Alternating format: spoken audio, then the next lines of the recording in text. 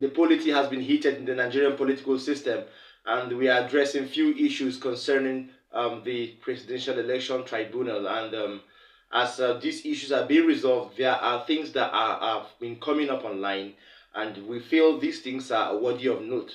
An alleged proof of dual citizenship, supposedly belonging to Asiwaju Bola Ahmed Tinibu, the president-elect, has been reportedly found online, okay, and is currently trending. Yes, this particular means of identification portrays Asiwaju, the president-elect, as a citizen of Nigeria and Guinea, respectively. Funny, right? Okay.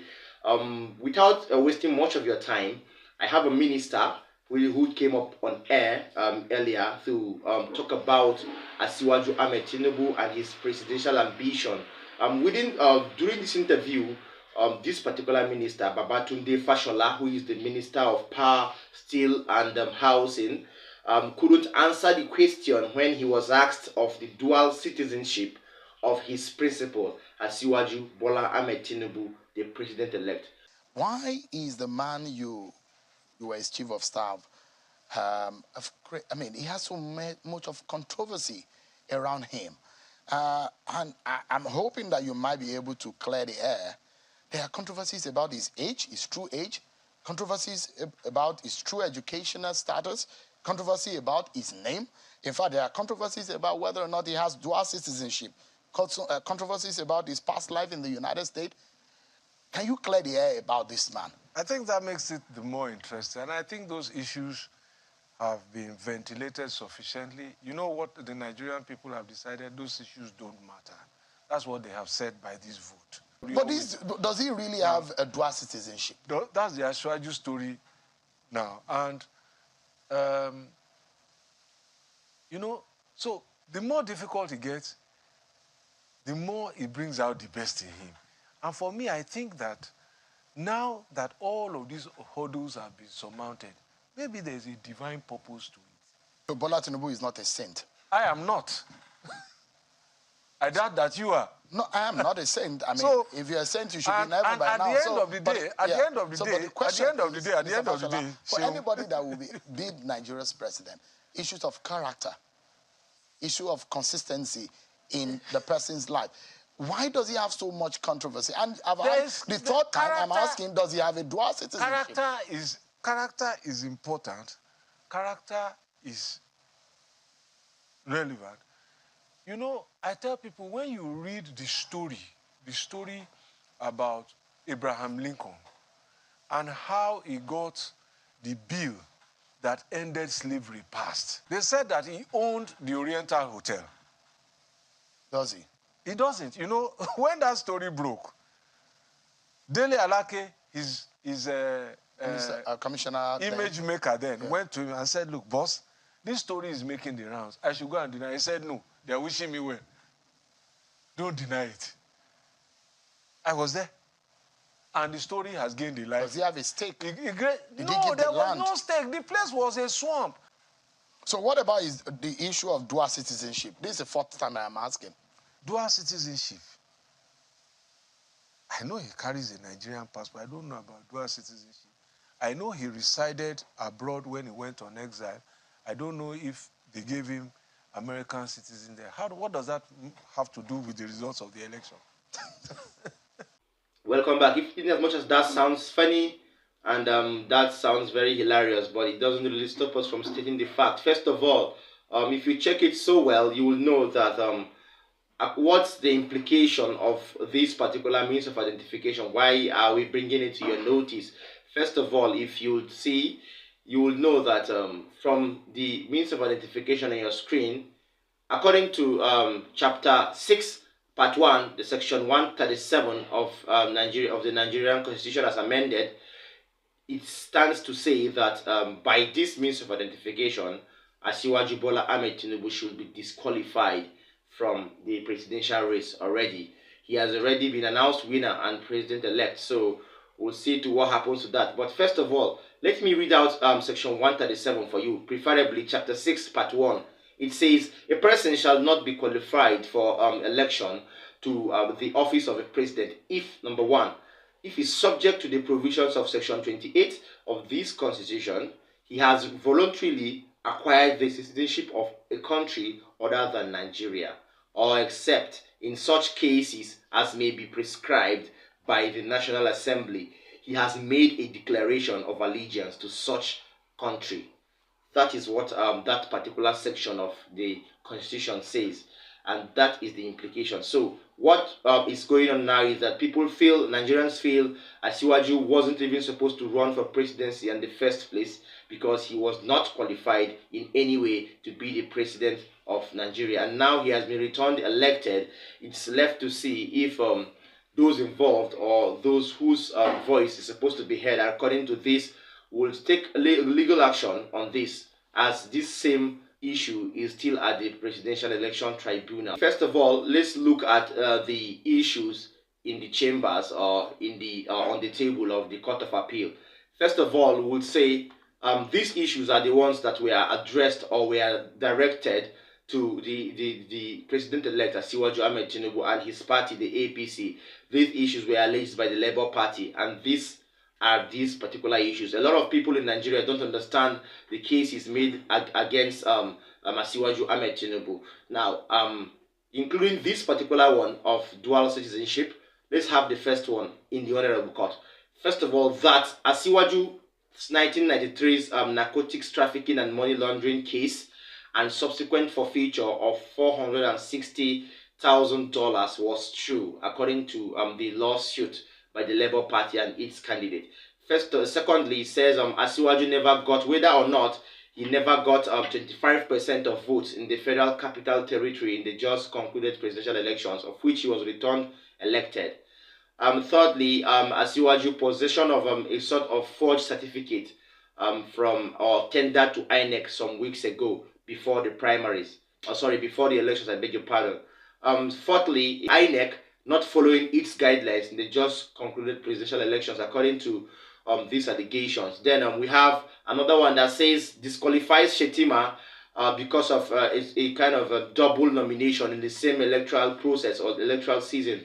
That's the fifth allegation. The last one is election rigging. According to Labour Party, different irregularities were recorded during the just concluded elections, and they feel there were a high rate of rigging during this election. Somewhere else in Kogi State, of course, if you've been following the trend of events, you know that Kogi State was part of few states who didn't record or who didn't have gubernatorial elections recorded in those places as a result of one or two hitches, and sometimes or most times, especially in the case of some states, as a result of late elections in the last electoral season. So Kogi State have had their primaries, the PDP have had their primaries, and it was announced that Dino Melaye was announced as the flag bearer for the PDP gubernatorial elections in Kogi State. Now over to the ruling party, the APC, the All Progressive Congress. Senator Smart Adeyemi, representing Kogi West senatorial district, came out to call out the APC hierarchy, especially those that oversaw the just completed primaries of the APC gubernatorial candidates in Kogi State. Smart Adeyemi couldn't hold his anger. He came out to allege that there was a high rate of rigging during the primaries of the APC, which was not supposed to be so. He alleged that there were lots of hierarchy and or people who were supposed to be held in high esteem during these primaries, and they did little or nothing to stop the rigging and the irregularities that took place during the APC primaries. Watch Smart Adeyemi make his grievances known. At the national level, the president of our nation is the leader of APC at the national level. So the state governors are leaders of the party at the state level. And having said this, let me say this. On the day the election was being, the purported result was announced, the governor was rightly seated there with all his key officials. None of us were called upon to be represented because ab initio there was no election. Now, the chairman of the panel, the governor of Zamfara, came in, but he left.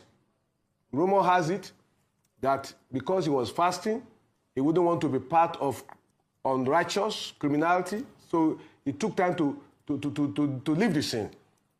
Probably came back after, I wouldn't know, but that is the truth, that he was not the one who delivered the result, which is contrary to the provision of the APC constitution. Where a chairman is not available, the secretary is supposed to send another chairman to come and conduct the function of the chairman. But that is not even the issue. The issue is that you cannot put something on nothing. If there was election, this is a different phenomenon of election malpractices that must not stand. If there was election, if I was allowed to vote, I would be happy that at least I voted. There was no voting in my ward. And in every ward, no voting anywhere. What they did was to carry the document to the resident of either the chairman of the party. They got to a place at 2 o'clock, and the people were saying, there's no voting material. Nobody has appeared to them. Nobody came to them. The NTA reported it on their network service because they moved to about 3 local governments, and they saw there was no voting. No voting took place. Please, I stake my integrity as a senator of the Federal Republic of Nigeria. If anybody proved that is true and genuine, please hold me by my word. There was no voting. I never voted. All my other contestants, there was no voting. Senator Dangana in the East Central District, he was there in the front of the palace of the Ata of Igala. There was no voting. As the traditional rulers, there was no voting. This is the worst form of rigging that I can imagine. This is a different phenomenon. You know, I've never imagined this could happen in Nigeria of 2023. I thought we have moved away from these primitive ways of electoral rigging of election. But what happened? I am from Kogi West. In Kogi West, in the last election, we came second in strength of voters. My governor's central district, Central, they came third. We had about 25,000 ahead of them. The other central district had about 25,000 ahead of us. So how will you think I will contest a primary election and I will have 300 votes? The voters in my village, in my ward, they are more than 2,000. So how will anybody in his right senses give me that kind of... They just wrote the figures and assume this is the way to ridicule people, this is the way to... Well, the fact is, we are determined. Despite the threat to our lives and life of our family members already that we are getting, we are determined to pursue this. To pursue it to the logical conclusion. The APC will have to decide whether they actually want a candidate for the next election or they don't want a candidate. Because we will not sit down and somebody will openly take our right, our constitutional right from us. I contested. I happen to be the only one who had the gut in Kogi West to insist I will contest. Others were asked to step down, and yours truly, they complied and they stepped down. Nobody will say that to me. I contested, but I was not... Yes, that was smart, Adeyemi. If you would follow the trend of events, after the just concluded presidential elections, Smart Adeyemi, who supposedly heard the cries of different Nigerians online and offline, people really thought that Senator Smart Adeyemi would go a kind of support or applaud the lawsuit by the Labour Party, although he's a member of the APC. But as a political man, which he is, or as a politician who he is, he couldn't see reasons why he should support any lawsuit against his principal, Asiwaju. So sometime during the 2023 elections just concluded, Smart Adeyemi said in his particular, in this Twitter page of his official Twitter handle, he said, those who were upset about the 2023 elections, as you can see on your screen, those who upset about the 2023 elections outcome should wait till 2027, according to what Smart Adeyemi said. Now, all of a sudden, Smart Adeyemi is the same person complaining and shouting and wailing for sort of electoral misconduct during the primaries. This is to say, my own take on this is that, so because the bush is on fire now, the chameleon has learned to run fast. In a recent tweet, he said results were ready before election, according to Smart Adeyemi. You could see on your screen there. So that means Smart Adeyemi is not really happy, served drink or served water in the same cup he served others few weeks ago.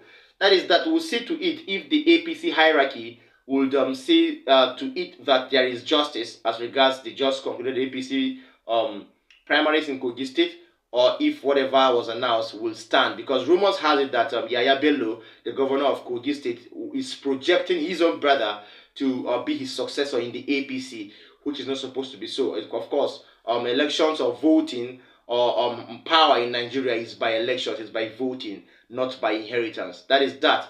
Don't forget to like and share this video, and don't forget to always drop a comment for us in the comment section if you feel something different from what we're saying here. Thanks, and see you next time.